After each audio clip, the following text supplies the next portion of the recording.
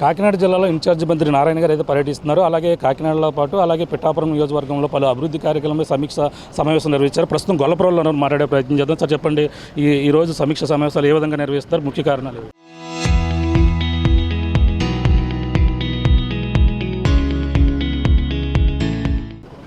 ఈరోజు అటు పిఠాపురం గొల్లపురం ఈ రెండింటిలో యాక్చువల్గా అటు అధికారులతోనూ మరియు ప్రజాపతితోనూ యాక్చువల్గా డిస్కస్ చేయడం జరిగింది. వాళ్ళ సమస్య లేదని. ఇక్కడ మెయిన్గా ఏంటంటే కొన్ని ఏరియాలో వాటర్ ప్రాబ్లం ఉంది. తర్వాత ఇప్పుడే మీరు చూసారు చెరువులు, 3 చెరువులు ఇక్కడ ఉంటే యాక్చువల్గా ఆ 3 యాక్చువల్గా ఆల్మోస్ట్ గుర్రపటెక్తో మొత్తం మునిగిపోయింది. ఈ 3 చెరువులు పునరుద్ధరించమని అడుగుతున్నారు. అది కాకుండా డ్రైన్స్, రోడ్స్, ఇప్పుడు మీరు ఆ కార్లు చూస్తే ఆ కార్లు అంతా ఇలా ఉంది.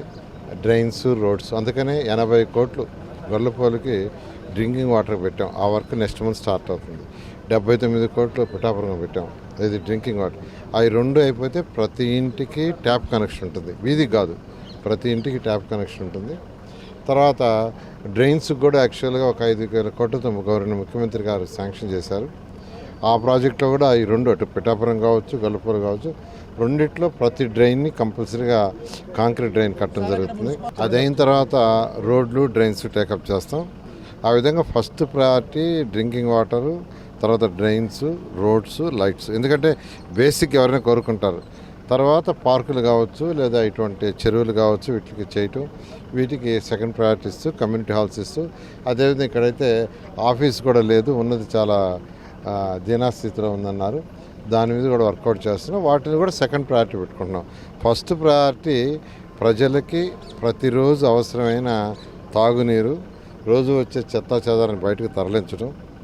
ఆ తర్వాత డ్రైన్స్, రోజు బాత్రూమ్ నుంచి, కిచెన్ నుంచి, టాయిలెట్ నుంచి వచ్చే వాటర్ని, వర్షాకాలం వచ్చే వాటర్ బయటకు పోయేటట్టుగా డ్రైన్స్ కట్టడం, రోడ్లు, లైట్స్.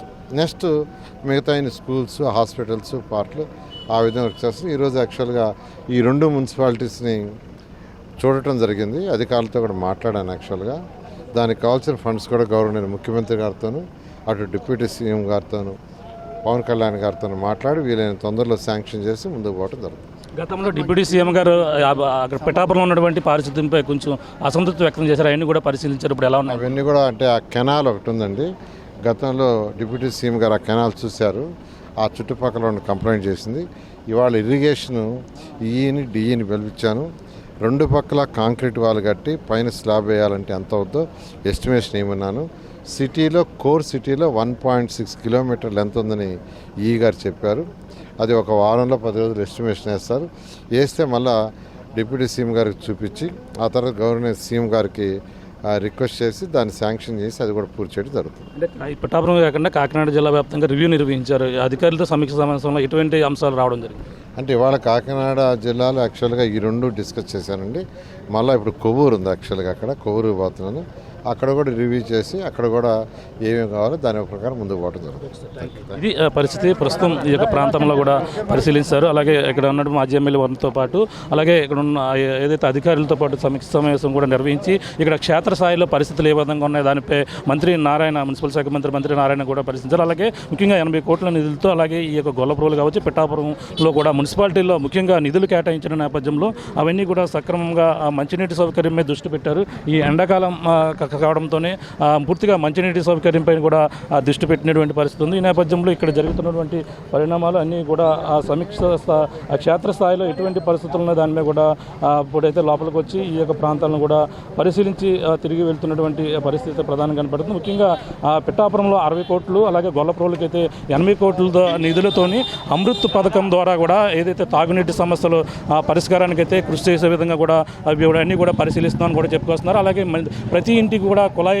కలెక్షన్ ఈ యొక్క ఏపీ ఉప ముఖ్యమంత్రి పవన్ కళ్యాణ్ ఆదేశాలతో అలాగే పిఠాపురానికి 60 కోట్లు అలాగే గొల్లపురంకి 80 కోట్ల నిధులతో ఈ యొక్క మంచినీటి ఈ యొక్క సదుపాయాన్ని ఇంటింటికి కుళాయి ఏర్పాటు చేసే పరిస్థితులు మొత్తం అన్ని కూడా సమీక్షిస్తున్నట్టు కూడా చెప్పుకొస్తున్నారు. మొత్తం ఇక్కడ ఉన్నటువంటి పారిశుద్ధ్యంపై కావచ్చు అన్నీ కూడా గతంలో డిప్యూటీ సీఎం పవన్ కళ్యాణ్ గారి ఆదేశాలతో ఈ యొక్క ఏదైతే గతంలో పిఠాపురం ఉన్నటువంటి ఆ పారిశుద్ధ్యంపై కూడా అన్ని పూర్తి స్థాయిలో అధికారులతో పూర్తిగా అన్ని కూడా సమీక్ష సమావేశం నిర్వహించి ఎటువంటి ఇబ్బందులు లేకుండా ప్రజలకు అన్ని విధాలుగా కూడా సౌకర్యాలు ఏర్పాటు చేయడంతో పాటు ఈ యొక్క 60 కోట్లు పిఠాపురంతో అలాగే గొల్లప్రోలు 80 కోట్లతో ఈ మంచినీటి సౌకర్యాన్ని ఏర్పాటు చేసేందుకు అన్ని విధాలు కూడా ఏర్పాట్లు పూడుతున్నాయని ఈ యొక్క ఎండాకాలంలో ఎటువంటి మంచినీటి కొరత లేకుండా ప్రజలకు ఇబ్బందులు లేకుండా అన్ని విధాలుగా చేసేందుకు ఉప ముఖ్యమంత్రి పవన్ కళ్యాణ్ గారు చెప్పిన సూచన ప్రకారంగా కూడా ఈ యొక్క పిఠాపురం నియోజకవర్గంలో అన్ని ఏర్పాట్లు కూడా చేస్తున్నామని అలాగే మున్సిపల్ శాఖ మంత్రి నారాయణ చెప్తున్నటువంటి పరిస్థితి ప్రధానంగా ఉందని చెప్పాలి. ఇది కూడా తాజా పరిస్థితి. కెమెరాలతో ప్రకాశ్ RTV గొల్లప్రోలు నుంచి.